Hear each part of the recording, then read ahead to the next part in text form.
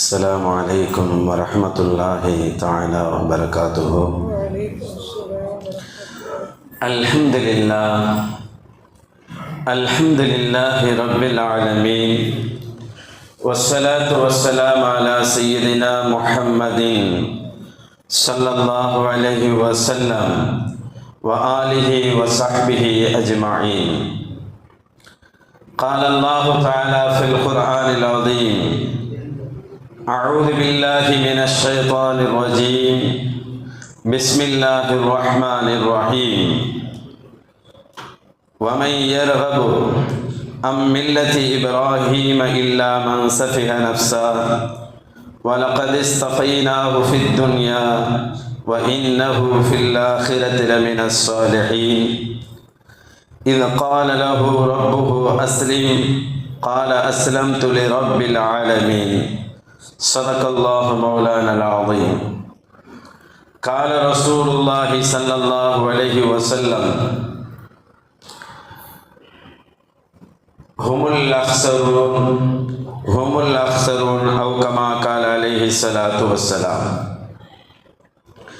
புகழெல்லாம் அல்லாஹ் ஒருவனுக்கு, அவனது அன்பும் அருளும் கண்மணி முஹம்மது ரசூலுல்லாஹி ஸல்லல்லாஹு அலைஹி வஸல்லம் அவர்களின் மீதும் அவர்களுடைய வாழ்க்கையை அப்படியே இந்த உலகத்தில் வாழ்ந்து நமக்கெல்லாம் முன் உதாரணமாக காட்டி தந்து அல்லாஹுவின் பொருத்தத்தை பெற்று சென்றிருக்கக்கூடிய சத்திய சஹாபாக்கள், பின்னால் வந்த தாபீன்கள், தபா தாபீன்கள், நல்லோர்கள், நாதாக்கள், நாம் நம் குடும்பத்தினர்கள் அனைவர்கள் மீதும் நிறைவாக நிகழட்டுமாக.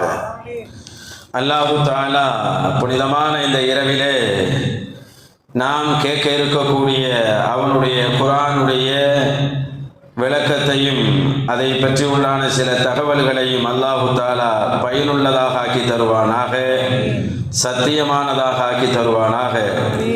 எந்தவித குறைகளும் இல்லாது தவறுகளும் இல்லாது அல்லாஹ் நம்மை நாவையும் நம்மளுடைய காதுகளையும் பாதுகாப்பானாக. இந்த குர்ஆனுடைய பொருட்டால் அல்லாஹ் தஆலா வாழ்நாள் முழுக்க குர்ஆன் சுமந்து அதன் பிரகாரம் வாழுகின்ற உயர்ந்த தௌஃபீகை அல்லாஹ் தந்தருள் புரிவானாக.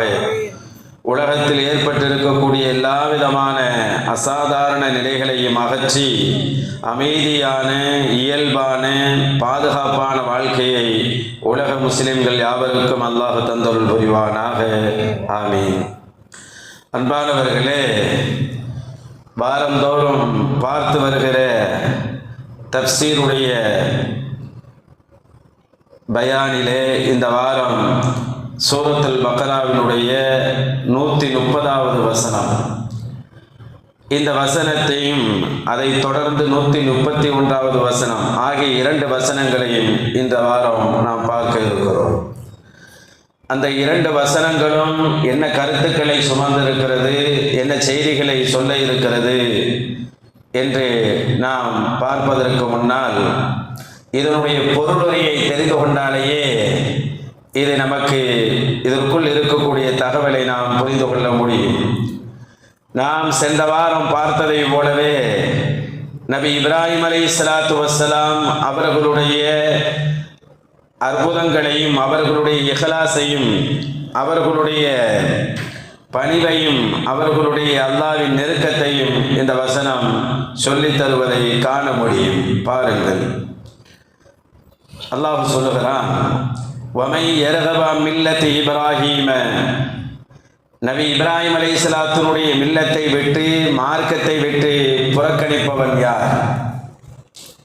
உலகத்திலேயே மிகச்சிறந்த மார்க்கம் எது என்று அல்லாஹ் சொல்லும்போது இப்ராஹிம் அலைஹிஸ்ஸலாத்துடைய மார்க்கம்தான்.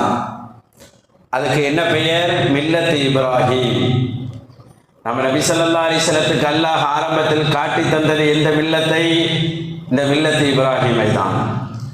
நபி ஸல்லல்லாஹு அலைஹி வஸல்லத்துக்கு அல்லாஹ் தஆலா இதை நீங்கள் பின்பற்றுங்கள் சொன்னது எதை? இந்த மில்லத் இப்ராஹிமை தான். இந்த மில்லத் இப்ராஹிம் என்று சொல்லக்கூடிய இப்ராஹிம் நபியினுடைய மார்க்கத்தை எவர் புறக்கணிப்பார்? புறக்கணிக்கக்கூடியவர் யார்? அப்படி ஒருவர் புறக்கணித்தார் என்று சொன்னால் அவர் யாராகத்தான் இருக்க முடியும்? இல்லா மன் சஃபிஹ நஃப்ஸா. தன்னைத்தானே தாழ்த்தி கொண்ட ஒருவன் தான், அதாவது முட்டாள் என்று நாம் சொல்லுவோமா இல்லையா, விளங்காதவன் தான் இதை செய்வான் என்று அல்லாஹ் சொல்லுகிறான். ஏனென்றால் அந்த நபி யாரு தெரியுமா? நீங்க நினைக்கிற மாதிரி சாதாரண ஆளாக வலகதி ஸஃபைனாஹு ஃபித் துன்யா, இந்த உலகத்திலே இந்த பிரம்மாண்டமான இந்த பூமி பந்திலேயே அல்லாஹ் அவர்களை தூய்மையானவர்களாக தேர்ந்தெடுத்து விட்டான். வ இன்னஹு ஃபில் ஆখিরা, நிச்சயமாக மறுமையிலும் அவர்கள் எப்படி இருப்பார்கள் என்றால் லமினஸ் ஸாலிஹீன், நல்லடியார்கள் கூட்டத்தில் தான் அந்த நபி இருப்பார் என்று அல்லாஹ் சொல்லுகிறான். அவ்வளவு பெரிய விஷயம் பாருங்க. ஏன் இவ்வளவு பெரிய சிறப்பு கிடைத்தது என்பதற்கு முன்னால் இப்ராஹிம் நபியினுடைய மில்லத்து என்ன என்பதை நாம் தெரிந்து கொள்ளலாம். ரசூலுல்லாஹி ஸல்லல்லாஹு அலைஹி வஸல்லம் அவர்களுக்கு முன்னால் 1,24,000 நபிமார்கள் ஏறத்தாழ நபியை தவிர்த்துவிட்டு மீறி எல்லா நபிமார்களும் வந்தார்கள். சரி, இந்த நபிமார்கள் ஆதம் அலைஹிஸ்ஸலாம் காலத்தில் தொடங்கி வரிசையாக வந்து கொண்டிருந்தார்கள். இவர்களுக்கு அல்லாஹ் சில சட்டங்களை, சில வஹியை, சில ஏடுகளை, சில வேதங்களை அல்லாஹ் அவர்களுக்கு ஏற்ப கொடுத்தான். ஆனாலும் அல்லாஹ் தஆலா முஹம்மது ரசூலுல்லாஹி ஸல்லல்லாஹு அலைஹி வஸல்லம் சொன்னது என்ன தெரியுங்களா? நீங்க யாரை பின்பற்றணும், யாரின்படி நீங்க வாழணும் அப்படின்னு ரசூலுல்லாஹி ஸல்லல்லாஹு அலைஹி வஸல்லம் அல்லாஹ் சொல்லும்போது, நபியே உங்களுக்கு நாம் ஒரு இறை செய்தியை தந்திருக்கிறோம். சும்மா அவ்ஹைனா இலைக்க, சூரத்துன் நஹ்லிலே இந்த வசனம் இடம்பெறுகிறது. சும்மா அவ்ஹைனா இலைக்க, நபியே உங்களுக்கு நாம் வஹி அறிவித்திருக்கிறோம். அனித்தபிஅ மில்லத இப்ராஹிம், இப்ராஹிம் நபியினுடைய மார்க்கத்தை நீங்கள் பின்பற்றுங்கள் என்று வஹி தந்திருக்கிறோம். யாருக்கெல்லாம் வஹி தரான்? இந்த வஹி உலகத்தினுடைய மிகச்சிறந்த மாமனிதர் முஹம்மது ஸல்லல்லாஹு அலைஹி வஸல்லம், நபிமார்களுக்கெல்லாம் தலைவர் முஹம்மது ஸல்லல்லாஹு அலைஹி வஸல்லம். அந்த முஹம்மது ஸல்லல்லாஹு அலைஹி வஸல்லம் சொல்றான், கடைசியாக வந்த நபி முஹம்மது ஸல்லல்லாஹு அலைஹி வஸல்லம் அவர்களிடத்தில் சொல்லுகிறான், நீங்கள் மில்லத் இப்ராஹீமை பின்பற்றுங்கள். ஏனென்றால் அந்த நபி எப்படிப்பட்டவர்கள்? ஹனீஃபன், அவர்கள் சத்தியத்தில் நின்ற நபி, சத்தியத்தை இந்த உலகத்திற்கு வெளிப்படுத்திய நபி என்று அல்லாஹ் சொல்லுகிறான். வமா கான மினல் முஷ்ரிகீன், அவர்கள் இணை வைப்பவர்களாக இல்லை. இப்ராஹிம் நபி ஒருபோதும் இணை வைக்கலை. நபிமார்கள் எப்போதுமே இணை வைக்க மாட்டாங்க. இது முதல்ல நம்ம விளைவிக்கிறோம். நபிமார்கள் பிறப்பிலிருந்தே இணை வைக்காதவர்கள், பாதுகாக்கப்பட்டவர்கள். இதுதான் நம்மளுடைய கொள்கை. ஆனால் அல்லாஹ் இப்ராஹிம் நபியை இங்கே சொல்லும் போது அவர்கள் ஷிர்கே வைத்ததில்லை என்று சொல்கிறான். இப்ராஹிம் நபிக்கு பல சிறப்பு இருக்குதுங்க. இப்ராஹிம் நபி அல்லாஹ் ஹலீல்னு சொன்னா மட்டும் தான் நம்மளுக்கு தெரியும். நேசர் என்று சொல்லிவிட்டான் என்று, சித்திக் என்றும் சொல்லியிருக்கிறான், அவ்வாஹ் என்றும் சொல்லியிருக்கிறான், ஹலீம் சாந்தமானவர் என்று சொல்லியிருக்கிறான், சலீம் உள்ளம் விசாலமானவர் என்று சொல்லியிருக்கிறான், முனீப் ஏதோ எந்த விஷயமா இருந்தாலும் அல்லாஹ்வை நோக்கி வரக்கூடியவர் என்று சொல்லியிருக்கிறார். இப்படியாக நபி இப்ராஹிம் அலைஹிஸ்ஸலாத்துக்கு அல்லாஹ் கொடுத்த பட்டமே குர்ஆன்ல நிறைய இருக்கு. அப்ப அல்லாஹ் சொல்லாம நமக்கு தராம வேதங்களில் சொல்லப்பட்ட வேறு வேதங்களில் உள்ளக்கூடிய செய்திகள் எப்படி இருக்கும் யோசிச்சு பாருங்க. அந்த அளவுக்கு சிறப்புக்குரியவர்கள் நபி இப்ராஹிம் அலைஹிஸ்ஸலாம். அவர்களுடைய மில்லத்தை நபியை நீங்கள் பின்பற்றுங்கள் என்று சொல்லுகிறான். நம்ம மார்க்கத்துக்கு பேர் என்ன? ஷரியத்தை முஹம்மது ஸல்லல்லாஹு அலைஹி வஸல்லம், முஹம்மது நபியினுடைய மார்க்கம். இந்த முஹம்மது நபியுடைய மார்க்கத்தை கொண்டு வந்த முஹம்மது ஸல்லல்லாஹு அலைஹி வஸல்லத்துக்கு அல்லாஹ் என்ன சொல்றான்? மில்லத் இப்ராஹிமை நீங்கள் பின்பற்றுங்கள் என்று சொல்கிறான். அந்த நபிக்கு நமக்கு எவ்வளவு ஒற்றுமை இருக்கு பார்த்தீங்களா? இன்னைக்கு நம்ம தாடி வைக்கிறோம்னா அந்த நபி வச்சதை தான் வைக்கிறோம்.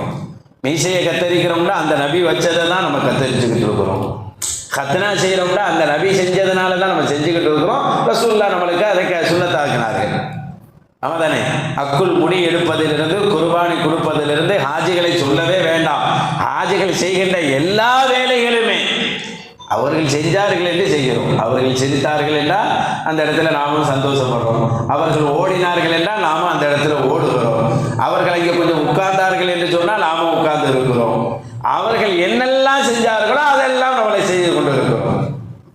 எப்படி பாருங்க, அல்லாஹ் தஆலா எவ்வளவு ஒரு மார்க்கத்தோடு நம்ம மார்க்கத்தோடு மில்லத் இப்ராஹிமை நெருக்கி வைத்திருக்கிறான் பாருங்க. இதை யாராச்சும் ஒருத்தர் விரும்ப முடியுமா? தாடி வைக்கிறது சரியில்லை அப்படின்னு ஒருத்தர் விரும்பாரா? மீசையை கத்தரிக்கிறது சரியில்லைன்னு ஒருத்தர் சொல்ல முடியுமா? கத்னா செய்து சரியில்லைன்னு ஒருத்தர் சொல்ல முடியுமா? முடியை வெட்டுவதெல்லாம் சரியில்லை என்று சொல்ல முடியுமா? எதைதான் சொல்ல முடியும்? யோசித்து பாருங்க. இப்ராஹிம் நபியினுடைய மில்லத்தில் எதையும் ஒருவர் வெறுக்க முடியாது. அப்படி வெறுக்கிறவர் தன்னை புரியாதவர், அவர் ஒரு அறியாதவராகத்தான் இருக்க முடியும் என்று அல்லாஹ் சொல்றான். அழகான மார்க்கங்களையும் சுன்னத்துகளையும் நடைமுறைகளையும் கொண்டவர்கள் இப்ராஹிம் அலைஹிஸ்ஸலாம். ஸல்லல்லாஹு அலைஹி வஸல்லம் இப்ராஹிம் நபியை பார்த்தது யாரு? அந்த காலத்தில் இருந்தவங்க இப்ராஹிம் நபியை பார்த்துருப்பாங்க. அப்படித்தானே? இப்ராஹிம் நபியை அந்த காலத்தில் இருந்தவங்க பார்த்துருப்பாங்க. இப்ராஹிம் நபியை பற்றி எந்த ஆங்கிளில் பேசினாலும் அவ்வளோ அழகாக தான் இருக்கும். இப்ராஹிம் நபியை அந்த காலத்தில் உள்ளவங்க அவங்க பார்த்துருப்பாங்க. ரசூலுல்லாஹ் காலத்தில் உள்ளவங்க பார்த்துருக்க முடியுமா? ஹதீஸினுடைய ஒரு செய்தி கிடைக்குது, அவங்களும் பார்த்துருக்க வாய்ப்பு இருக்கு அப்படின்னு ஒரு செய்தி கிடைக்குது. அது எப்படிங்க பார்க்க முடியும்? இப்ராஹிம் 3000 வருஷத்துக்கு முன்னாடி உள்ளவங்க அவங்கள எப்படி சஹாபாக்கள் பார்த்துருக்க முடியும்? ரசூலுல்லாஹி ஸல்லல்லாஹு அலைஹி வஸல்லம் சொல்லுவாங்க, ஏன் வாப்பா இப்ராஹிம் அலைஹிஸ்ஸலாம் அவங்களுடைய பிள்ளைகள்ல நான் தான் அவங்கள மாதிரி இருக்கிறேன்னு சொன்னாங்க. எப்படி?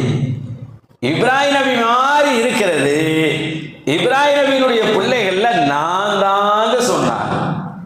அப்ப இப்ராஹிம் நபியை பார்க்கணும்னு ஆசை உள்ளவங்க ரசூலுல்லாஹ்வை பார்த்தாங்க. ஏன்னா இப்ராஹிம் நபி மாதிரி நான் இருக்கிறேன்னு சொன்னாங்க.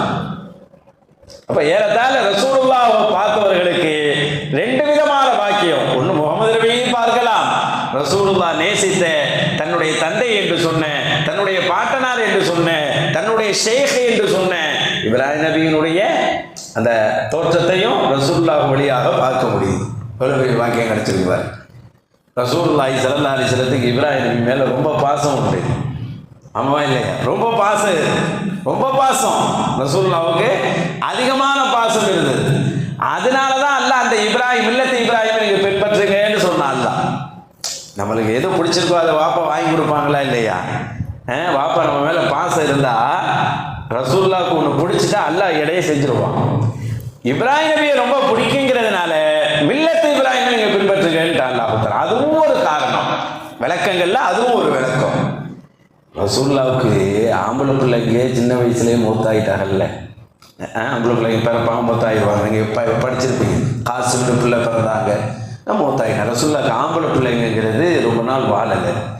மாரியாந்த ஒரு பெண்மணி மனைவி, அவங்கள கல்யாணம் பண்ணதுக்கு பிறகு அவங்க வழியாக ஒரு பிள்ளை பிறக்குது ரசூலுல்லாஹ்வுக்கு. அந்த பிள்ளைக்கு இப்ராஹிம்னு பேர் வச்சாங்க. இப்ராஹிம்னு பேர் வச்சாங்க. தன்னுடைய மாப்பா பேரை சில பேர் பிள்ளைக்கு வைப்பாங்கல்ல, தாத்தா பேரை பிள்ளைக்கு வைப்பாங்களா இல்லையா? அப்படி ஒரு சந்தோஷம். உம்மா எல்லாம் மூத்தா போயிட்டான்னு சொன்னா அந்த நேரம் பிள்ளை பிறந்தா உம்மா பேரை வச்சிருவாங்க. உம்மாவே பார்க்குற மாதிரி இருக்கும். அப்படி தன்னுடைய பிள்ளைக்கு இப்ராஹிம்னு பேர் வச்சு அப்படி இப்ராஹிம்னு சொல்லி சொல்லி மனம் மகிழ்ந்து போனார்கள் முஹம்மது ஸல்லல்லாஹு அலைஹி வஸல்லம் தன் பிள்ளையை சொல்லும் போது. ஆனால் அந்த பிள்ளையும் ரொம்ப நாள் வாழலைங்கிறது வேறு விஷயம். இப்படி ரசூலுல்லாஹ்வுக்கு இப்ராஹிம் நபியை ரொம்ப பிடிக்கும். எந்த அளவுக்கு பிடிக்குண்டா, ரசூலுல்லாஹி ஸல்லல்லாஹு அலைஹி வஸல்லம் ஹஜ் ஃபத்ஹு மக்காவுடைய நேரத்தில், காபாவை வெற்றி கொண்ட நேரத்தில் சிலைகள் எல்லாம் அப்புறப்படுத்திக்கிட்டு வரும்போது இப்ராஹிம் நபி உருவத்திலையும் ஒரு சிலை வைத்திருந்தார்கள். அப்போதுதான் ரசூல் ஸல்லல்லாஹு அலைஹி சொன்னார்கள், என்னுடைய ஷேഖுக்கும் இந்த சிலைக்கும் என்ன சம்பந்தம் இருக்கு என்று கேட்டார்கள். அவர்கள் சிறுக்கை செய்யக்கூடியவர்களே இல்லையே. அல்லாஹ் இப்பதானே சொல்றான், வமா கான மினல் முஷ்ரிகீன், அவர்கள் இணையே வைக்கவில்லையே. அவர்களுக்கும் இந்த சிலைக்கும் என்ன இருக்கிறது என்று கேட்டார்கள். ஷேக் என்று சொன்னார்கள். ரசூலுல்லாஹ் இப்படி எந்த நபியும் தன்னுடைய 23 வருஷத்துல சொல்லவே இல்லை. ஷேக் என்று யாரையும் சொன்னதே இல்லை, யாரையும் சொன்னதில்லை. யோசிச்சு பாருங்க, யாரையா சொல்லி இருக்கிறாங்களோ யோசிச்சு பாருங்க. சஹாபாக்கள் ரசூலுல்லாஹ்ட்ட வந்து சொல்றாங்க, நாயகமே உங்களுக்கு சலாம் சொல்ல தெரியுது. உங்களுக்கு ஒவ்வொரு ஆள்கிட்டையும் சலாம் சொல்றதுக்கு ஒரு முறை இருக்குது. ரசூலுல்லாஹ்ட்ட சலாம் சொல்றது சஹாபாக்கள் கத்துக்கிட்டாங்க. நாயகமே உங்கள்கிட்ட எப்படி நாங்கள் சலாம் சொல்றதுன்னு கத்துக்கிட்டோம். உங்கள் மீது சலவாத்து எப்படி சொல்றது சொல்லி கொடுக்கல. சலவாத்து உங்க மேல எப்படி சொல்றது அது கொஞ்சம் சொல்லி கொடுங்களேன்னு சொன்ன போது ஸல்லல்லாஹு அலைஹி வஸல்லம் சொன்னாங்க. அப்போதுதான் அல்லாஹும்ம ஸல்லி அலா முஹம்மதின் வ அலா ஆலி முஹம்மதின் கமா ஸல்லைத அலா இப்ராஹீம் வஅலா ஆலி இப்ராஹீம் இன்னக ஹமீதும் மஜீத், இந்த மாதிரி சொல்லுங்கன்னு இப்ராஹிம் நபியினுடைய பேரையும் அவங்க குடும்பத்தார்களுடைய பேரையும் சேர்த்து இப்படி ஸலவாத் ஓதுங்கன்னு சொன்னாங்க. சும்மா சொல்லி கொடுத்துருக்கலாமா இல்லையா? அப்படி சொல்லல. அப்ப இப்ராஹிம் நபியின் மீது ரசூலுல்லாஹ்க்கு எவ்வளவு ஒரு அன்பு இருந்தது பாருங்க. இப்ராஹிம் நபி அந்த காலத்தில் அல்லாஹ்வை அவ்வளவு நேசித்தார்கள். ஆனால் அந்த இப்ராஹிம் நபிக்கும் நம்ம முஹம்மது ஸல்லல்லாஹு அலைஹி வஸல்லத்துக்கு உண்டான நெருக்கத்தை பாருங்க, எவ்வளவு பெரிய நெருக்கம் இருக்குது, யோசிச்சு பாருங்க. அதனால தான் மேராஜ் போகும்போது அல்லாஹ் ஒவ்வொரு நபியும் ஒரு வானத்தில் வச்சான், இப்ராஹிம் நபியை 7வது வானத்தில் வச்சான். அப்படித்தானே? 7வது வானத்தில் தானே இருந்தாங்க. பைத்துல் மாமூர்னு ஒரு பள்ளிவாசல் இருக்கு, ஏற்கனவே நம்ம இதை நினைவூட்டி இருக்கிறோம். 7வது வானத்தில் ஒரு பள்ளிவாசல் பைத்துல் மாமூர். அதில் ஒரு முறைதான் ஒரு மலக்கு உள்ள போக முடியும், மறுமுறை வாய்ப்பு கிடைக்காது. மறுமுறை வாய்ப்பு கிடைக்காது. அப்படி ஒரு பிரம்மாண்டமான மகத்துவமான ஒரு பள்ளி காபாவுக்கு நேரா மேலே இருக்கு. அந்த பள்ளியில் இப்ராஹிம் அலைஹிஸ்ஸலாம் தன்னுடைய முதுகை இப்படி காட்டியவாறு உட்கார்ந்து இருந்தார்கள். ஸல்லல்லாஹு அலைஹி வஸல்லம் சொல்றாங்க, எவ்வளோ அல்லாஹ் அவர்களை சிறப்படுத்தி வைத்திருக்கிறார். யோசிச்சு பாருங்க, இப்ராஹிம் நபி அல்லாஹ் எவ்வளவு சிறப்புப்படுத்தி, ஏன் இவ்வளவு சிறப்புப்படுத்தி வச்சுக்கிறான் இப்ராஹிம் நபியை? அவர்களுடைய மில்லத்தை ஏன் இவ்வளவு சிறப்புப்படுத்தி வைத்திருந்தான்? யோசித்து பாருங்கள். சிலை விற்கக்கூடிய ஒரு குடும்பத்திலிருந்து பிறந்து வருகிறார்கள் இப்ராஹிம் நபி. ஏதோ பாரம்பரியமிக்க தௌஹீதுடைய குடும்பத்தில் பிறந்தவர்கள் அல்ல நபி இப்ராஹிம் அலைஹிஸ்ஸலாம். அவர்களுடைய குடும்பத்தார்கள் சிலை வைத்துக் கொண்டிருந்தார்கள். சிலையை செஞ்சு விற்பார்கள், வியாபாரம் செய்வார்கள். அந்த குடும்பத்தில் பிறந்து வந்தவர்கள் தான் நபி இப்ராஹிம் அலைஹிஸ்ஸலாம். எவ்வளவு போராட்டம் செய்திருக்க வேண்டும். வாப்பா என்ன தொழிலை செய்கிறார்களோ ஒரு பக்குவத்துக்கு வர வரை புள்ள அந்த தொழிலுக்கு வாப்பாக்கு சப்போர்ட் பண்ணி தான் ஆகணும். அல்லது இந்த குடும்பத்தார்கள் என்ன தொழில் செய்கிறார்களோ அந்த குடும்பத்தை ஒட்டி தான் அந்த பிள்ளை வளர்ந்து ஆகணும். ஆமாவா இல்லையா? மீன் விற்கிற குடும்பத்தில் அந்த பிள்ளை சின்ன பிள்ளையா இருந்தால் மீன் தொழிலில் தான் அது ஈடுபடும், பக்குவம் வர வரைக்கும். அது படித்து பெருசாக போயிட்டா வேற தொழிலுக்கு போகும். ஆனால் சிலை விற்கக்கூடிய குடும்பத்தில் இருந்து நபி இப்ராஹிம் நபி வந்திருந்தால் எவ்வளவு சிரமப்பட்டு இருப்பார்கள். அதை ஒட்டாமல் வாழ்வதென்றால் அல்லாஹ் சொல்றான், ஒமாக்கான மினல் முஷ்ரிக்கீன், சிறுக்கை செய்ததில்லை என்று சொல்லுகிறான். அல்லாஹ் எப்படி சொல்றான் பாருங்க. ஏன்னா கனவுல கூட நம்ம நினைச்சிடக்கூடாது, ஆக சிலை வித்த குடும்பத்திலிருந்து பிறந்தவர்கள் ஏதாவது செய்திருப்பார்களா என்று நபிமார்கள் விஷயத்திலே ஒரு சின்ன ஒரு இம்மி அளவு கூட சந்தேகம் வந்து விடக்கூடாது. அல்லாஹ் காப்பாற்ற வேண்டும், ஈமான் ஆடி போய்விடும். அல்லாஹ் சொல்லுகிறான், அவர்கள் சிறுக்கை வைத்ததில்லை. எப்படி ஒரு போராட்டம், குடும்பத்தில் எவ்வளவு போராட்டங்களை எதிர்ப்புகளை சந்தித்திருப்பார்கள். ஊரில் வந்த எதிர்ப்புகள் எத்தனையாக இருக்கும், அவர்களுடைய அதிகாரிகளிடத்தில் வந்த எதிர்ப்புகள் எவ்வளவு இருக்கும். இவ்வளவு போராட்டத்தை சொல்லவே முடியாது, அவ்வளவு போராட்டம். மில்லத்தை இப்ராஹிமை பின்பற்றக்கூடியவர்களுக்கு போராட்டம் இருக்கணும், போராடிதான் அவர்கள் வர வேண்டும், போராட வேண்டும் என்ற செய்தியை அல்லாஹ் மில்லத்து இப்ராஹிம் வழியாக முஹம்மது ஸல்லல்லாஹு அலைஹி வஸல்லம் கற்றுக் கொடுக்கிற நாயகமே, உங்களுக்கும் பல பிரச்சனைகள் வரலாம்.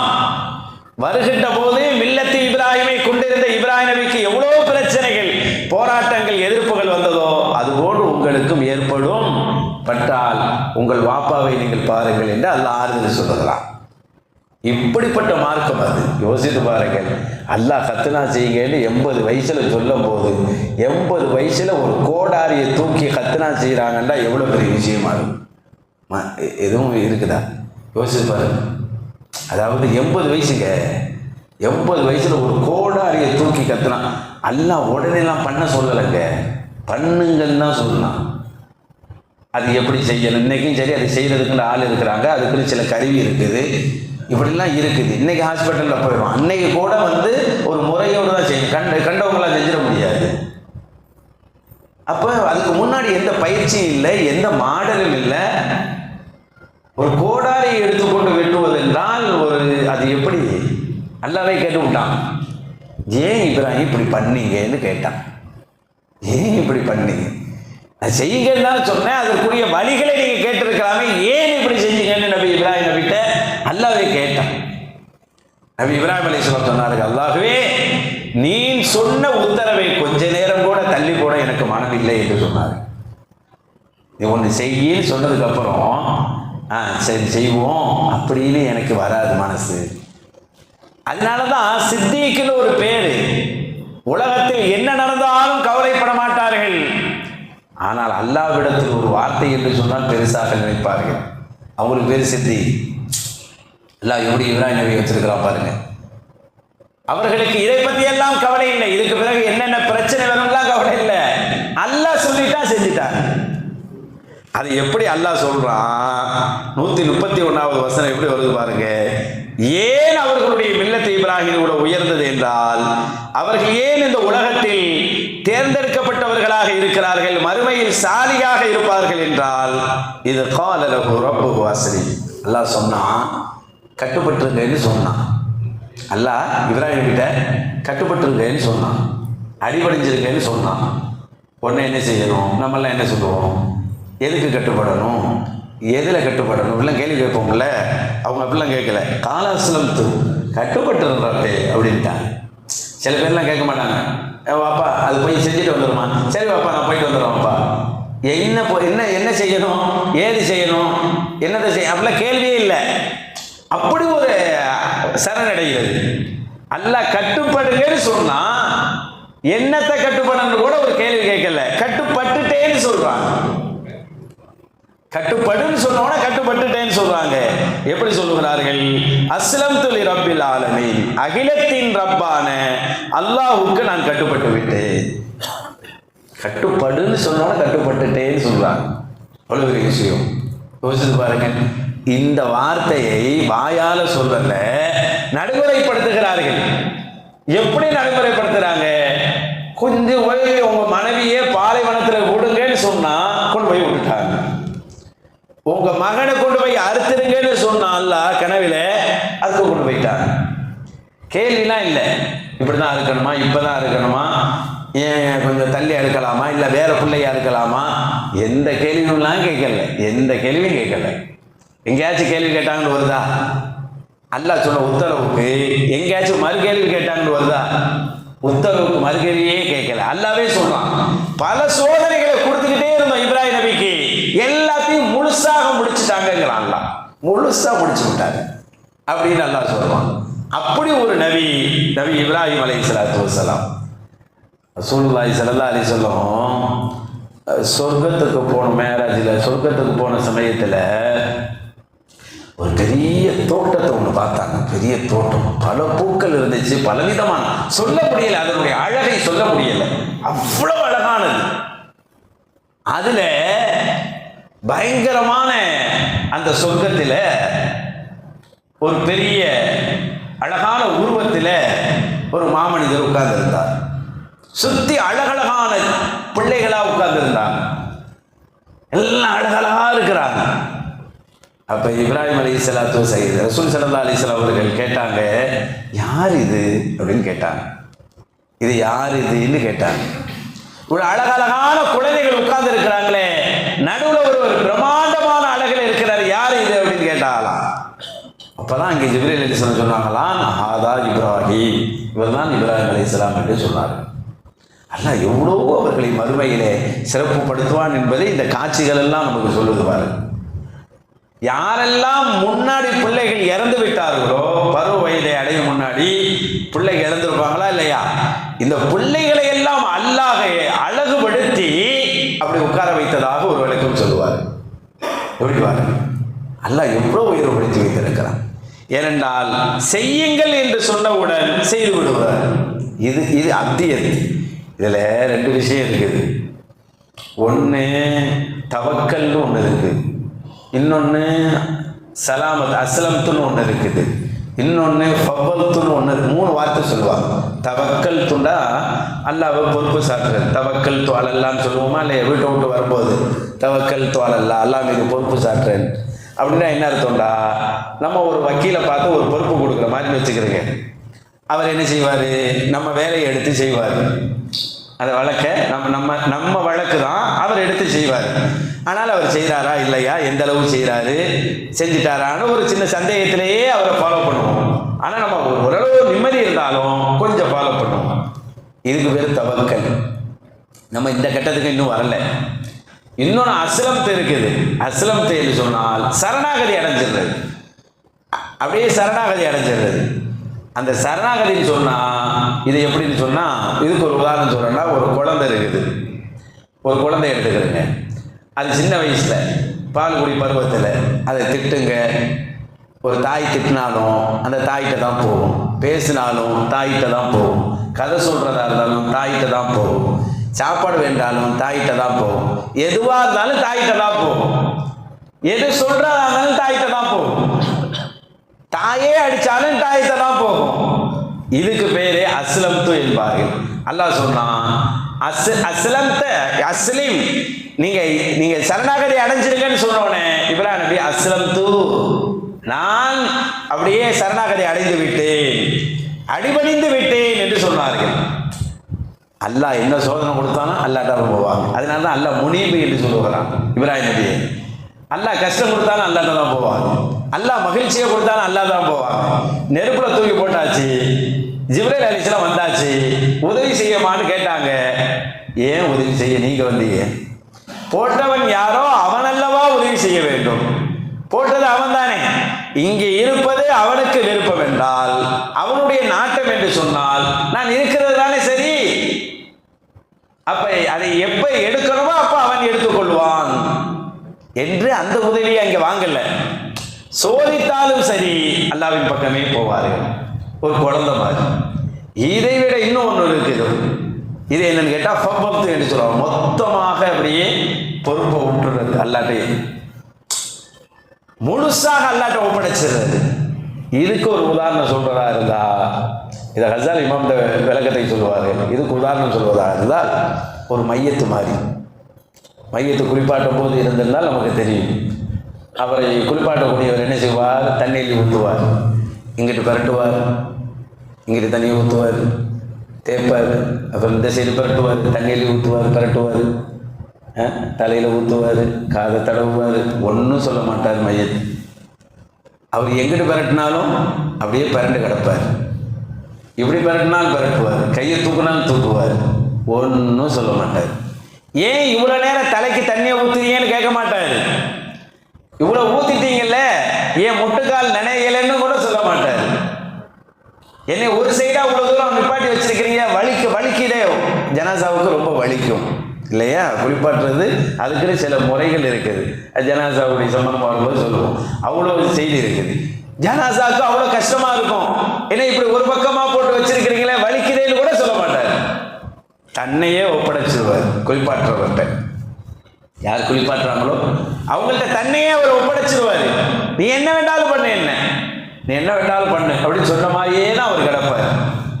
இதுக்கு பேர் ஃபபத்து, அல்லாஹ்ட்ட முழுசா ஒப்படைச்சிடுறார். இதை தான் நபிமார்கள் செய்தார்கள். இந்த வேலையை நபிமார்கள் செய்தார்கள். நபிமார்கள் செய்தது மட்டுமல்ல, நம்ம உம்மத்துக்கு இன்னொரு சிறப்பு என்ன தெரியுங்களா? நம்ம ரசூலுல்லாஹி ஸல்லல்லாஹு அலைஹி வஸல்லம் சஹாபாக்களை முந்திய நபிமார்கள் எந்த குணத்தில் இருந்தார்களோ அந்த குணத்திலே சஹாபாக்களை கொண்டு வந்து ரசூலுல்லாஹ் நிப்பாட்டினாங்க. எவ்வளவு பெரிய விஷயம் பார்த்தீங்களா? காரணமெல்லாம் இல்லை, அப்படியே கட்டுப்படுறது. இது சஹாபாக்கள்கிட்ட இந்த குணம் இருந்துச்சு. ஒரு தடவை ரசூலுல்லாஹி ஸல்லல்லாஹு அலைஹி வஸல்லம் பள்ளிவாசல்ல குத்பா ஓதுறதுக்கு இருக்கிறாங்க, உரை நிகழ்த்துறது. அந்த நேரம் சில பேர் வந்து அங்கே இங்கே நின்றுக்கிட்டு இருப்பாங்களா இல்லையா, உதவி செஞ்சுட்டு சில பேர் அப்படி நிற்பாங்கல்ல. அப்போ ரசூல் ஸல்லல்லாஹு அலைஹி வஸல்லம் உட்காருங்கன்னு சொன்னாங்க. ஃபஜ்லிஸு, உட்காருங்கன்னு சொன்னாங்க. பள்ளியில் உள்ளவங்களை பார்த்து சொன்னது. இது தெருவில் வந்துக்கிட்டு இருந்த அப்துல்லா இப்னு மஸ்ஊத் ரலியல்லாஹுடைய காதுக்கு கேட்குது. அவங்க பள்ளிக்கு வந்துக்கிட்டு இருக்கிறாங்க. ரசூலுல்லாஹ் உட்காருங்கன்னு சொன்னோன்னா தெருவிலேயே உட்காந்துட்டாங்க. இதை நம்ம செய்வோமா? நம்மளுக்கு என்ன தோணுது?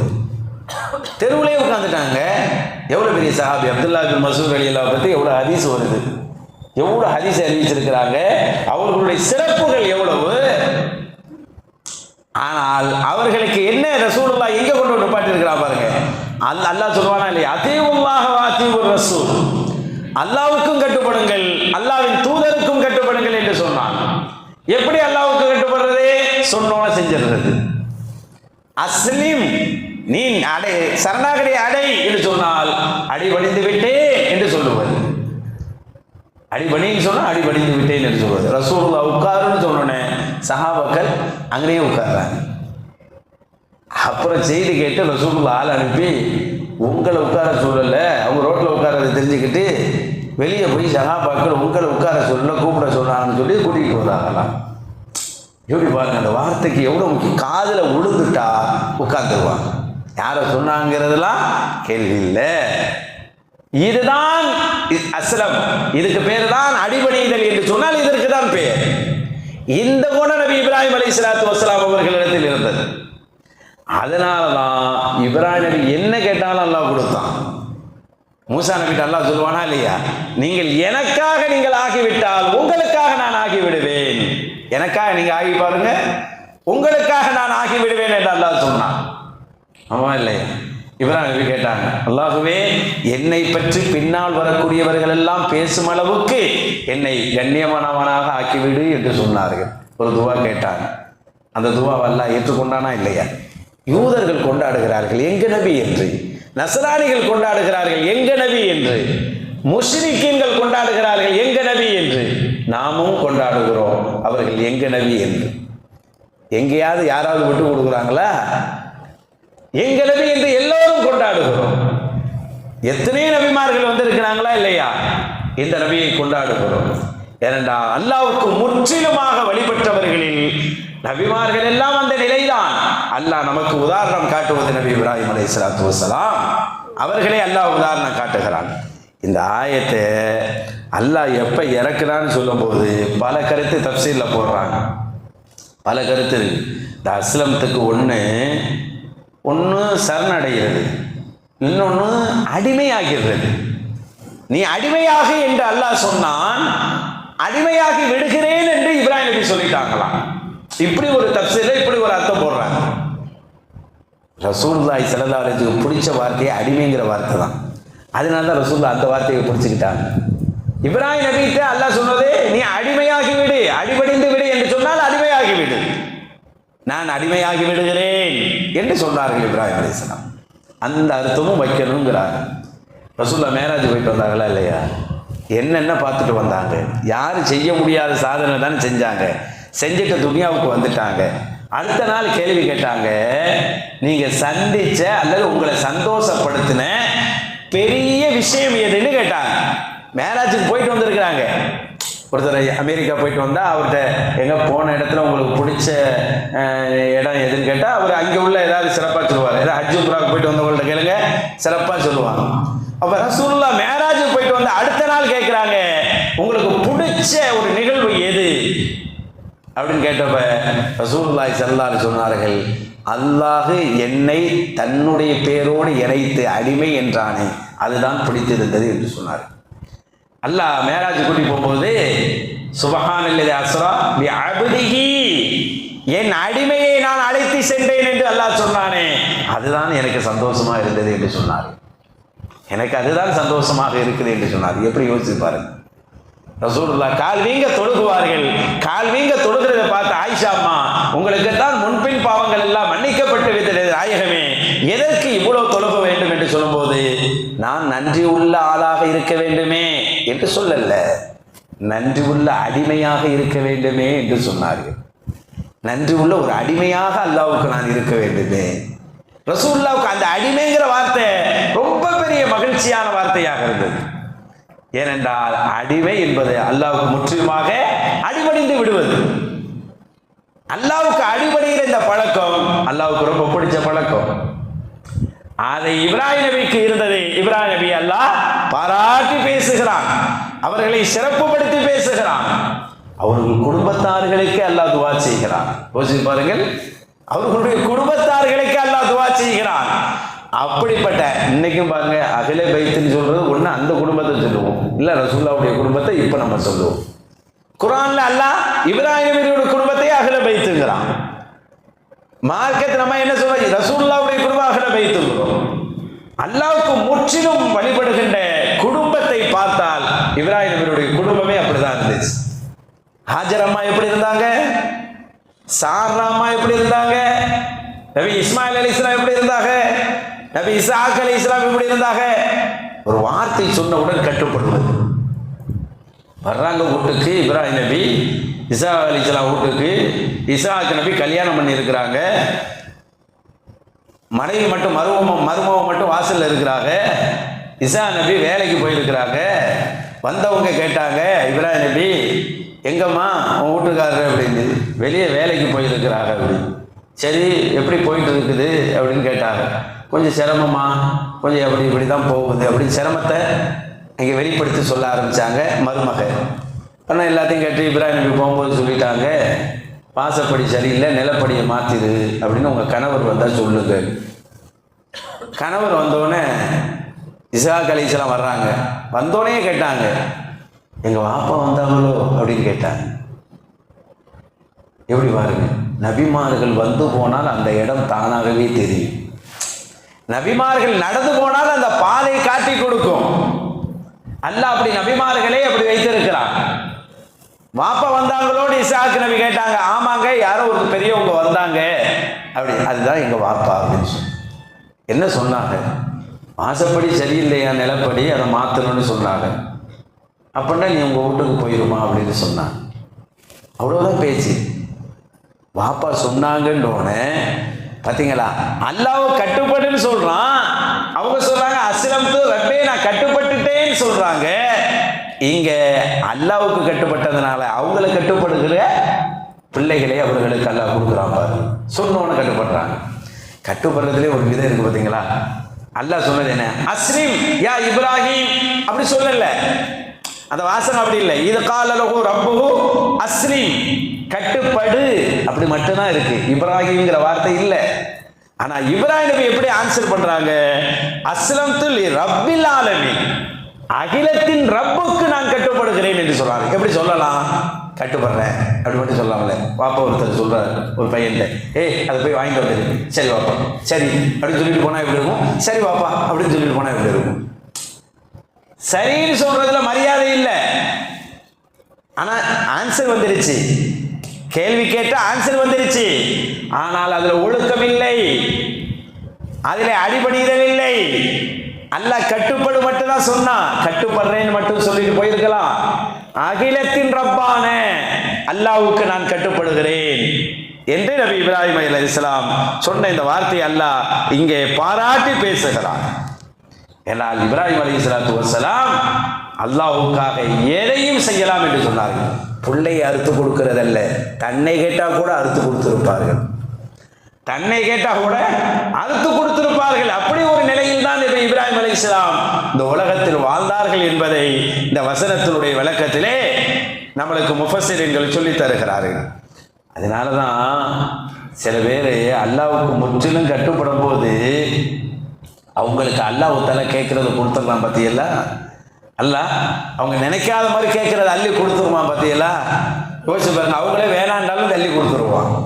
அதனால ரசூல் ஸல்லல்லாஹு அலைஹி வஸல்லம் சொன்னாங்க, யாரையும் எந்த ஒரு ஏழ்மையையும் நீ ஏழையும் நினைத்து அவலட்சணமாக எண்ணி விடாதே என்று சொன்னார்கள். ஒரு ஏழையை பார்த்து கூட தப்ப விளைக்கிற வேண்டாம், அவர் அல்லாஹ்வுக்கு கட்டுப்பட்டவராக இருப்பார். ரெண்டு விஷயம். ஒன்று, நம்ம வயசை விட பெரியவங்களை பார்த்தா நம்ம அவங்களுக்கு மரியாதை கொடுக்கணும். வயசை விட சின்னவங்களை பார்த்தாலும் அவங்களையும் நம்ம மதிக்கணும். அவங்கள பார்த்தும் நம்ம மரியாதை கொடுக்கணும். என்ன மரியாதை, எப்படி சொல்லி தராங்க மார்க்கத்தில். யார் நம்மளை விட வயசை விட கூட இருக்கிறாங்களோ, அதிகமாக நம்மளை விட அதிகமாக நன்மை செஞ்சுட்டாங்களே. நம்ம 40 வயசுல இருக்கோம், அவங்க 60 வயசுல இருந்தா நம்மளை விட அவங்க நன்மை செஞ்சிருக்கிறாங்க. ஆமாமா இல்லையா? அப்ப நம்மளை விட அதிகமான நன்மைகளை செய்தவர்களுக்கு நாம் மரியாதை தரணுமா இல்லையா? நம்ம எத்தனை வயசுல நன்மை செய்ய ஆரம்பிச்சிருப்போம், அவங்க எத்தனை வயசுல நன்மை செய்ய ஆரம்பிச்சிருப்பாங்க. அந்த நன்மைக்கு நாம் மரியாதை கொடுக்கணுமா இல்லையா? அதனாலதான் பெரியவர்களை மதியுங்கள். யாரையும் அலட்சியமாக்கிறாருங்க. உங்களை விட கூடுதல் நன்மை செஞ்சிருப்பாங்க, சரி சின்னவங்களை மதிக்கணும்.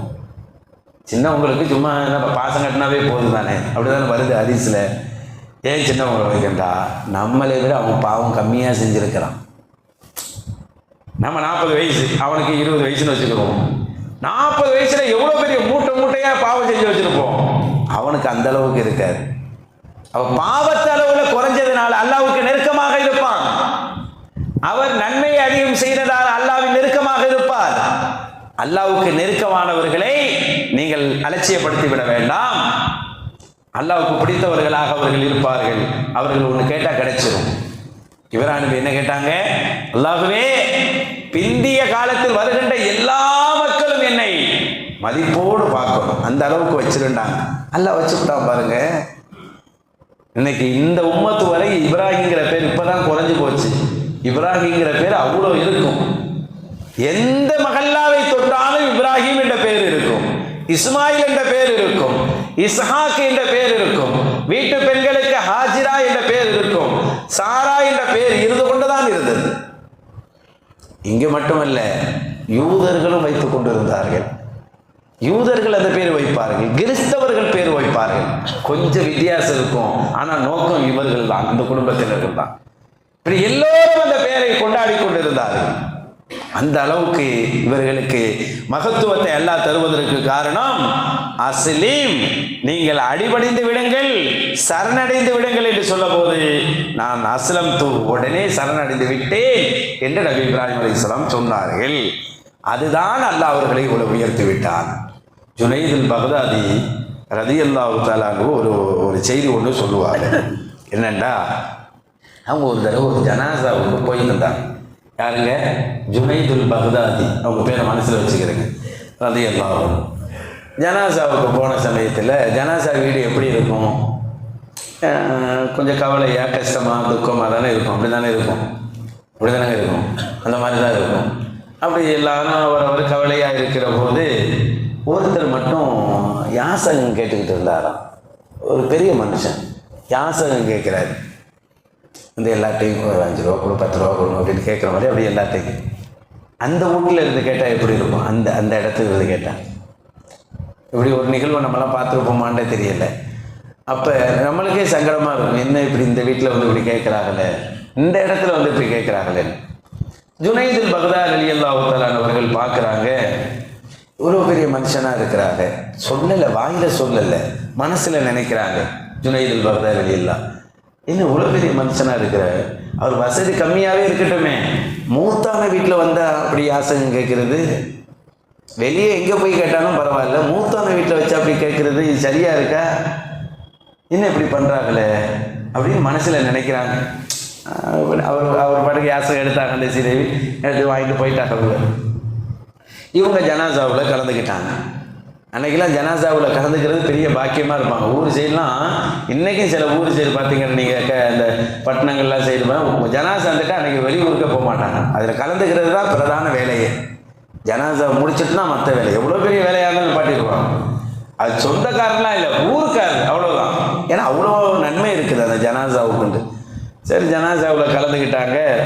ஜனாசா தொழு வச்சாச்சு, அடக்கம் பண்ணியாச்சு, எல்லாம் முடிஞ்சிருச்சு. வீட்டில் போய் தூங்கினாங்க. தூங்கும்போது ஒரு கனவு.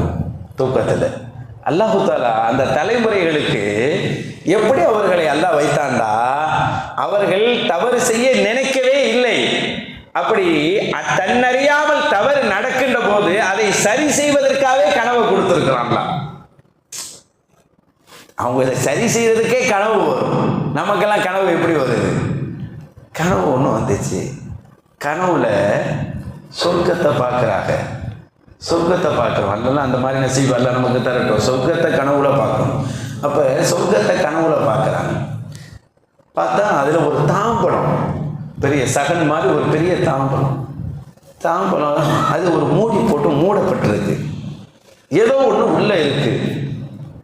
திறக்கலான்னு பார்த்தா திறக்க முடியலை. அந்த மூடியை திறக்க முடியல, மூடி போட்டு இருக்குது. இவர்கள் அங்கே தான் நிற்கிறாங்க. சாப்பிடணுமே, சொர்க்கத்தை சாப்பாடு அல்லவா, சொர்க்கத்தை சாப்பாடு தானே, சாப்பிடலாமே அப்படின்னு நினைச்சு மூடியை திறக்கிறாங்க. திறக்க முடியல. அப்ப அங்கேருந்து ஒரு சத்தம் கேட்குது, சாப்பிடு அப்படின்னு. யா ஜுனைத் அப்படின்னு சொல்லப்படுது. ஜுனைத் அவர்களே சாப்பிடு அப்படின்னு.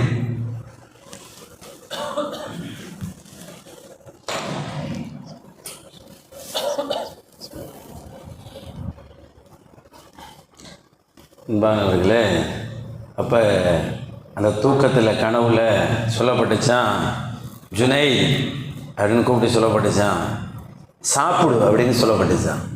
எப்படி சாப்பிட்றது? மூடியில் போட்டிருக்கு, அப்படியே சாப்பிடு அப்படி. இந்த மூடி திறக்கப்படாது, அப்படியே சாப்பிடு. இவங்களுக்கு அதிர்ச்சி ஆகிடுச்சு. சொர்க்கத்தில் நிற்கிறோம், சொர்க்கத்து உணவு இருக்குது, ஆனால் மூடியை திறக்காமல் சாப்பிடுனா எப்படி சாப்பிட்றது? மூடியை திறக்காம சாப்பிட்றா எப்படி சாப்பிட்றது? மூடி திறந்தாதானே சாப்பிட முடியும். அப்போ ஒருவருடைய மனதை நீ திறந்து பார்க்கிறாய் அல்லவா, அதனால் இங்கு மூடி மூடப்பட்டிருக்கிறது என்று செய்தி சொல்லப்பட்டுச்சான்.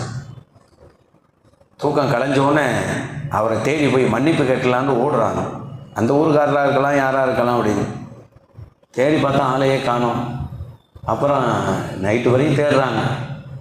சாயங்காலத்துக்கு பிறகு, மாலைக்கு பிறகு ஒரு ஆற்றுக்கு அந்த பக்கமாக இருந்து எதையோ புறக்கிக்கிட்டு இருந்தாங்களாம் இந்த பெரியவர். இவங்க ஆற்றுக்கு இந்த பக்கம் இருக்கிறாங்க. அவர்கிட்ட போய் மன்னிப்பு கேட்கணும். எப்படி கேட்குறதுன்னு தெரியல. ஆற்றுக்கு இந்த பக்கம் இருக்கிறாங்க, அவங்க அந்த பக்கம் இருக்கிறாங்க. அவரிடத்தில் எப்படி மன்னிப்பு கேட்குறேன்னு தெரியாமல் இப்படி கையை நீட்டுறாங்க. இப்படி கையை நீட்டுறாங்க. நான் ஜுனைது இருக்கிறேன், நான் ஜுனைது நிற்கிறேன், இப்படி கை காட்டுறாங்க. அவங்க பாட்டுக்கு அப்படி கீழே உள்ளதை அப்படி பறக்கிக்கிட்டு அப்படி நிற்கிறாங்க. அப்படி ரொம்ப நேரமாக ஆற்றுக்கு இந்த பக்கம் நின்றுக்கிட்டு முயற்சி பண்ணுறாங்க. அவரை பார்க்க வச்சிடணும், மன்னிப்பை கேட்டுறேன்னு. கடைசி ஒரு வழியா சத்தம் கேட்டு திரும்பிட்டாங்க. திரும்பிட்டு என்ன ஜுனை அப்படின்னு கேட்டாங்க. யார்? அவங்க அந்த சைடு இருந்தவங்க. என்ன ஜுனை அப்படின்னு கேட்டு சொன்னாங்களாம், இதுஹப் யக்ஃபிருல்லாஹு லக்க அன் தஊத லிமிஸ்லிஹி அபதா. இனி இந்த மாதிரி செய்யக்கூடாது, சரியா? அல்லாஹ் உன்னை மன்னிப்பானாக, போயிட்டு வா அப்படின்ட்டாங்களாம். நம்ம யாசகம் கேட்குறவர், பிச்சை எடுக்கிறவர் லேசாக நினைக்கிறோம். அல்லாஹ் அவருக்கு என்ன திறமையை கொடுத்துருக்குறான் பாருங்க. இனி இந்த மாதிரி நீ பண்ணக்கூடாது, சரியா? அல்லாஹ் உன்னை மன்னிப்பான், போயிட்டு வா அப்படின்னு சொல்லிட்டாங்க. மன்னிப்பு கூட இவருக்கு கேட்கல இன்னும். இதை தான் சொல்லுவாங்க, யாரையும் நீங்கள் தள்ளி வைத்து விடாதீர்கள். முகமது ரசூலுல்லாஹி ஸல்லல்லாஹு அலைஹி வஸல்லம் காலத்தில் ஒரு கிராமவாசி ஒருத்தர் இருந்தார். கிராமத்தில் ஏதாவது விளைஞ்சா கொண்டு வந்து ரசூலுல்லாஹ்ட்ட கொடுத்துருவாங்க. அவர் கொடுத்த நேரத்தில் ரசூலுல்லாஹ் மதீனாவில் இருக்கிற எதையாச்சும் கொடுத்து விடுவாங்க. இப்படி அவங்களுக்குள்ள ஒரு ஃப்ரெண்ட்ஷிப். ரசூலுல்லாஹ்க்கு அவருக்கு ஒரு நட்பு இருந்தது. எப்போ வந்தாலும் மார்க்கெட்டுக்கு வந்தாலும் ரசூலுல்லாஹ் கூட சில இதை புறக்கி அப்படியே ஒரு பையில போட்டு ரசூலுல்லாஹ் கூட எடுத்து வச்சுக்கிடுவாங்க. அது தனியாக வச்சுக்கிட்டு மற்றதெல்லாம் மார்க்கெட்டில் வச்சு விற்பார். ரசூலுல்லாஹ் போய் பார்த்து அதை கொடுத்துட்டு வந்துடுவார். வரும்போது ரசூலுல்லாஹ் சும்மா விட மாட்டாங்க, அவருக்காக ஏதாச்சும் வாங்கி வச்சிருப்பாங்க. அவரை பார்த்தோன்னா அதை கொடுத்து விடுவாங்க. இப்படி ஒரு அன்பு. அவர் கிராமத்தில் உள்ளவர். இப்படி இவங்களுக்குள்ள அவர் எதுக்காக வருவார்? வியாபாரத்துக்கு வர்றவர். இப்படி அவர் பேர் ஜாஹிர். அவர் ஜாஹிர் ரலியல்லாஹு தஆலா கிட்ட இருந்தபோது ஒரு தடவை வியாபாரம் செய்துக்கிட்டு இருக்கிறாங்க மார்க்கெட்டில் வியாபாரம் செய்யும்போது ஸல்லல்லாஹு அலைஹி வஸல்லம் வந்து பின்னாடியே அப்படி கட்டி பிடிச்சிக்கிட்டாங்க. அவர் வேலை ரொம்ப பிரியம். ஆனால் யாரும் அவர்கிட்ட போக மாட்டாங்களாம். ஹதீஸில் வருகிறது, ஜாஹிர் ரலியல்லாஹு தஆலா அவர்கள் எப்படி இருப்பார்கள் என்றால், தடித்தவர்களாக இருப்பார்கள், கருத்தவர்களாக இருப்பார்கள், உதடு பெருத்தவர்களாக இருப்பார்கள். அவளுக்கு கிட்ட யாரும் போக மாட்டாங்க. வியாபாரிகளுக்கிட்ட சில வாடைகள் இருக்கும். ஆள் கொஞ்சம் பெருசா இருந்தா இன்னும் கொஞ்சம் வேர்வை வாடை அதெல்லாம் அதிகமா இருக்கும். கிட்ட யாரும் போக மாட்டாங்க. ஆனா ரசூலுல்லாஹி ஸல்லல்லாஹு அலைஹி வஸல்லம் அப்படியே பின்னாடி போய் அவர் கட்டி பிடிச்சிக்கிட்டாங்க. கட்டி பிடிச்சிக்கிட்டு யாருட அவர் துள்ளுறாரு. யாரு இப்போ கண்ணை பொத்திக்கிட்டாங்க. யாரு அப்படின்னு ஸல்லல்லாஹு அலைஹி வஸல்லம் அவரை பார்க்க முடியாத அளவு பின்னாடி நின்றுக்கிட்டாங்க. கடைசியாக அவருக்கு தெரிஞ்சிருச்சு ரசூலுல்லாஹ் தான் கட்டி பிடிச்சாங்க. துள்ளினவர் அப்படி துள்ளாமல் அப்படியே பதுங்கிட்டார். ஏன்னா பிடிச்சது யாருக்குள்ளே உட்காந்துருக்கணும்? ரசூலுல்லாஹ்க்குள்ளே உட்காந்துருக்கணும். விட்டா பெரிய இது இல்லை. இதை விட பாக்கி எப்போ கிடைக்க போகுது? துள்ளிக்கிட்டு வெளியே வரேன்னு நினைச்சவர் ரசூலுல்லாஹ் தான் பிடிச்சாங்கன்னு உணர்ந்ததுக்கு அப்புறம் அப்படியே அடங்கி போய் உட்காந்துட்டார். இப்போ ரசூலுல்லாஹி ஸல்லல்லாஹு அலைஹி வஸல்லம் தெரிஞ்சுக்கிட்டாங்க, நம்ம யாருன்னு இவர் அறிந்துக்கிட்டார் அப்படின்னு தெரிஞ்சவொடனே ரசூலுல்லாஹி ஸல்லல்லாஹு அலைஹி வஸல்லம் சொன்னாங்க, இந்த ஜாகிரை யாராவது விலை கொடுத்து வாங்குவார்களா என்று கேட்கிறார்கள். மை எஸ்டரி, யாராவது இவரை விலை கொடுத்து வாங்குறதுக்கு வரீங்களா அப்படின்னு கேட்கிறாங்க.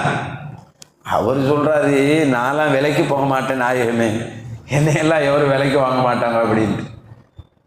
ரசூலுல்லாஹ் அவர் பின்னாடி வச்சு அப்படி தூக்குனாங்க. ரசூலுல்லாஹ் பெரும் வீரர், பெரிய வீரர். ரசூலுல்லாஹ் அப்படியே ஒரு தூக்கிட்டு, இதை யாராவது இவரை விலைக்கு வாங்க வருகிறீர்களா என்று கேட்டபோது யாரும் ஒன்று சொல்லல. யூக பதில் சொல்றாங்க, என்ன போய் யார் விலைக்கு வாங்குவாங்க அப்படி, நான் ஒரு செல்லா காசு அப்படி. அப்போ ரசூலுல்லாஹி ஸல்லல்லாஹு அலைஹி சொன்னார்கள், இந்த உலகத்தில் தான் நீங்கள் செல்லா காசு. அல்லாஹ்விடத்தில் உங்களுக்கு தனி மரியாதை இருக்கிறது. அல்லாஹ்விடத்தில் நீங்கள் செல்லா காசு அல்ல. உங்களுக்கு அல்லாஹ்விடத்தில் பெரிய கண்ணியம் இருக்கிறது என்ற ரசூலுல்லாஹி ஸல்லல்லாஹு அலைஹி வஸல்லம். எல்லா மார்க்கெட் எவ்வளவு பரபரப்பா இருக்கும், அங்கே இப்படி ஒரு நிகழ்வு நடந்தா எப்படி இருக்கும், அந்த இடத்தில் வைத்து ரசூலுல்லாஹி ஸல்லல்லாஹு அலைஹி வஸல்லம் சொன்னார்கள்.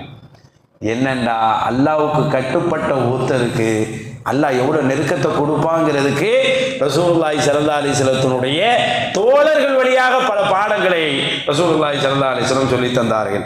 இதெல்லாம் முன்மாதிரியாக இருப்பது யாரு? இந்த குணங்களுக்கும் இந்த பழக்கத்துக்கும் முன்மாதிரியாக ரசூலுல்லாஹ் நம்மளுக்கு காட்டி தந்தது யாரை? நபி இப்ராஹிம் அலைஹிஸ்ஸலாத்தை தான். அதனால தான் நாளைக்கு மூத்தாயிட்டன்னு சொன்னா எப்படி பிறந்தோமோ அப்படிதான் எழுப்பப்படுவோம். அப்படிதான் பல எஸ்தீவுன ரத்தஹா வலாஹும் வரும். அப்படியே ட்ரெஸ்லாம் இருக்காது, ட்ரெஸ் இல்லாமல் காலில் செருப்பு இல்லாமல் அப்படிதான் கிடப்போம், எந்திரிப்போம். இப்படி எந்திரித்த போது முதலாக புத்தாடை கொடுத்து சொர்க்கத்து ஆடை கொடுத்து அணிவிக்கப்படுகிற மாமனிதர் முதல் மனிதர் யார் தெரியுங்களா? இந்த இப்ராஹிம் அலைஹிஸ்ஸலாம் தான். இந்த இப்ராஹிம் அலைஹிஸ்ஸலாத்துக்கு தான் அந்த சிறப்பை கொடுப்பான் என்று ஹஜ்ரத் முஹம்மது ஸல்லல்லாஹு அலைஹி வஸல்லம் சொன்னார். அப்ப எவ்வளோ பெரிய தியாகம் அவர்கள் செய்திருக்க வேண்டும். அதை தான் அல்லாஹ் தஆலா இப்படி சிறந்த ஒரு நபியை மார்க்கத்தை புறக்கணிக்கக்கூடியவர் அவர் விளங்காதவராகத்தான் இருக்க முடியும் என்று அல்லாஹ் சொல்லுகிறான். அத்தகைய புனிதமான மில்லத் இப்ராஹீமை நாமும் பின்பற்ற அல்லாஹ் தஆலா பாக்கியத்தை தருவானாக. நபிமார்களை நேசித்து அண்ணல் பெருமானார் ஸல்லல்லாஹு அலைஹி வஸல்லம் எதை நமக்கு கற்றுத்தந்தார்களோ அதை பின்பற்றி வாழ அல்லாஹ் நமக்கும் நம் தலைமுறைக்கும் தந்தருள் புரிவானாக. ஆமீன். வ ஆகிரு தஅவானா அல்ஹம்துலில்லாஹி ரப்பில் ஆலமீன். அஸ்ஸலாமு அலைக்கும் வரஹ்மத்துல்லாஹி தஆலா வ பரகாத்துஹு. ஸல்லல்லாஹு அலா முஹம்மத் ஸல்லல்லாஹு அலைஹி வஸல்லம். ஸல்லல்லாஹு அலா முஹம்மத் ஸல்லல்லாஹு அலைஹி வஸல்லம். ஸல்லல்லாஹு அலா முஹம்மத் யா ரப்பி ஸல்லி வ ஸல்லிம்.